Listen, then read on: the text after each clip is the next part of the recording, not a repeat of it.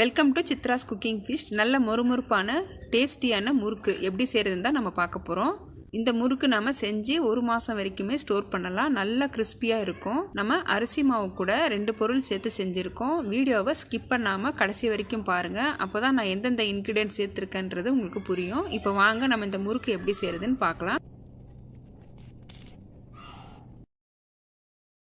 Stove on பண்ணி நான் ஒரு பேன் வச்சுருக்கேன். பேன் சூடானதும் 2 கப் அளவுக்கு அரிசி மாவு சேர்த்துக்கிறேன். வீட்டில் அரைச்ச அரிசி மாவு தான் நான் சேர்த்துருக்கேன். அரிசி மாவு பார்த்திங்கன்னா நல்ல ஃபைன் பவுடராக இருக்கணும். அரிசி மாவு அதிக நேரம் நம்ம வறுக்கணும்னு தேவையில்லை. ஒரு 5 நிமிஷத்துக்கு மிதமான தீயில் நம்ம ஃப்ரை பண்ணி எடுத்துக்கலாம். அரிசி மாவு பார்த்திங்கன்னா நான் ஒரு கப்பில் மெஷர் பண்ணி எடுத்திருக்கேன். நீங்கள் டம்ளரில் கூட அளந்து எடுத்துக்கலாம். அரிசி மாவு ஒரு 5 நிமிஷத்துக்கு நல்ல வெதுவெதுப்பானதும் நம்ம ஸ்டவ் ஆஃப் பண்ணி கொஞ்சம் நேரம் ஆற வச்சுக்கலாம். இப்போ ஒரு மிக்ஸி ஜார் எடுத்திருக்கேன். அரிசி மாவு அளந்த அதே கப்பில் 1/2 கப் அளவுக்கு பொட்டுக்கடலை எடுத்திருக்கேன். 1 கப் அரிசி மாவு எடுத்தால் நமக்கு 1/4 கப் அளவுக்கு பொட்டுக்கடலை இருக்கணும். இப்போ நம்ம 2 கப் அளவுக்கு அரிசி மாவு எடுத்திருக்கோம். 1/2 கப் அளவுக்கு பொட்டுக்கடலையை அரைச்சிட்டு நம்ம சலிச்சு எடுத்துக்க போகிறோம். நம்ம அரைச்ச பொட்டுக்கடலையை கண்டிப்பாக நம்ம சலிச்சிட்டு தான் சேர்க்கணும். பாருங்கள் எந்த அளவுக்கு குருணை இருக்குன்னு. இப்போ அடுத்தது பார்த்திங்கன்னா நம்ம பொட்டுக்கடலை அரைச்ச அதே மிக்ஸி ஜாரில் நம்ம 1 கப் அளவுக்கு லேசான அவல் எடுத்துக்கலாம். லேஸ் அவல் கெட்டி அவல் எது வேணாலும் எடுத்துக்கலாம். 1 கப் அளவுக்கு எடுத்துக்கோங்க. நம்ம அரிசி மாவு அளந்த அதே கப்பில் 1 கப் அளவுக்கு அவல் எடுத்துக்கலாம். நம்ம அவல் சேர்த்து செய்யும் போது முறுக்கு பார்த்திங்கன்னா இன்னும் நல்ல கிறிஸ்பியாக இருக்கும். அரைச்ச அவலை நம்ம சலிச்சு எடுத்துக்கலாம்.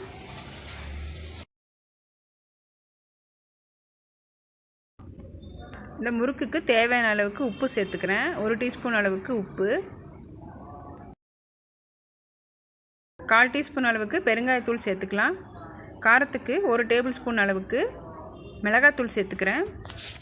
1 டீஸ்பூன் அளவுக்கு சீரகத்தை நல்லா நுணுக்கிட்டு சேர்த்துக்கோங்க.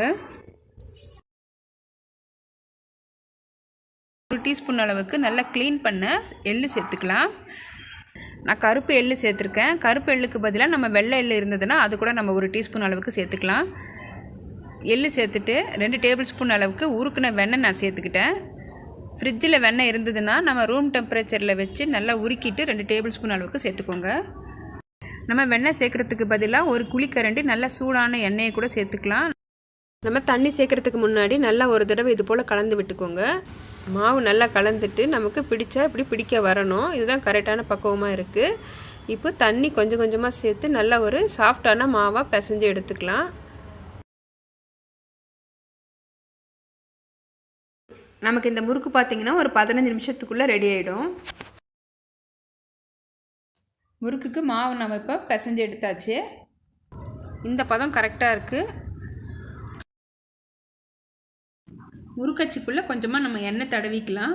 அப்போ தான் நமக்கு பிழியும் போது ஒட்டாமல் வரும். இது போல் நான் ஸ்டார் வச்சு எடுத்திருக்கேன். இதுக்குள்ளே கொஞ்சம் மாவு வச்சு நம்ம பிழிஞ்சு எடுத்துக்கலாம்.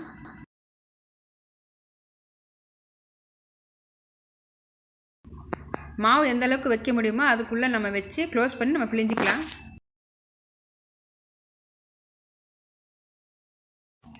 முறுக்கு பிழியும் போது மாவு பாருங்கள் நமக்கு கட் ஆகாமல் நல்லா ஷேப்பாக வருது.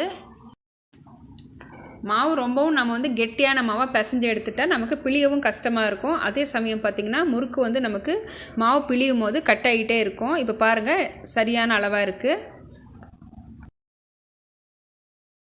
நம்ம துணி ஈரப்படுத்தி போட்டிருக்கோம். நம்ம மாவு எடுக்கும் போது மாவு எடுக்க ஈஸியாக இருக்கும். இப்போ முறுக்குக்கு மாவு நான் ரெடி பண்ணியாச்சு. இப்போ நல்லா சூடான எண்ணெயில் நம்ம ஃப்ரை பண்ணி எடுத்துக்கலாம். எண்ணெய் நல்லா சூடானதும் நம்ம ஒரு வாட்டி செக் பண்ணிக்கலாம். எண்ணெய் நல்லா சூடாக இருக்குது. எண்ணெய் நல்லா சூடானதும் நம்ம ஸ்லோ ஃப்ளேமுக்கு மாற்றிக்கலாம். ஒவ்வொன்றா நம்ம மாவு சேர்த்துக்கலாம். Stove low to medium flame வச்சு நல்லா ஃப்ரை பண்ணி எடுத்துக்கோங்க. நீங்கள் ஹை ஃப்ளேமில் வச்சு ஃப்ரை பண்ணும்போது மாவு சீக்கிரமாக நம்ம கலர் சேஞ்ச் ஆகிடும். உள்ளே பார்த்திங்கன்னா மாவு சரியாக வெந்து வராது. அதனால் மீடியம் ஃப்ளேம் வச்சு நல்லா 2 பக்கமும் திருப்பி விட்டுக்கோங்க. மாவு சேர்த்ததுமே நம்ம திருப்பாமல் ஒரு 5 நிமிஷம் கழித்து திருப்பிக்கலாம்.